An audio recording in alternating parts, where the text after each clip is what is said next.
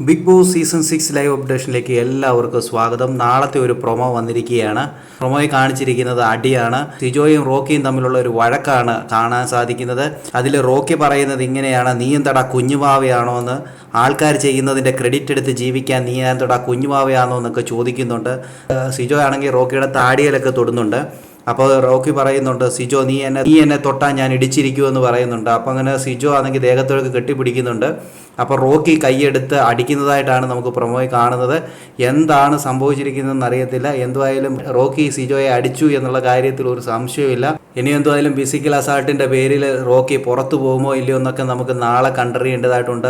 Weekend എപ്പിസോഡിൽ ലാലേട്ടൻ വന്ന് പറഞ്ഞിരുന്നു റോക്കിയോട് അടിക്കൂ എന്ന് ഭീഷണിപ്പെടുത്താതെ ഞാനാണേ അടിക്കൂ എന്നുള്ള ഒരു രീതിയിൽ ലാലേട്ടൻ പറഞ്ഞിരുന്നു.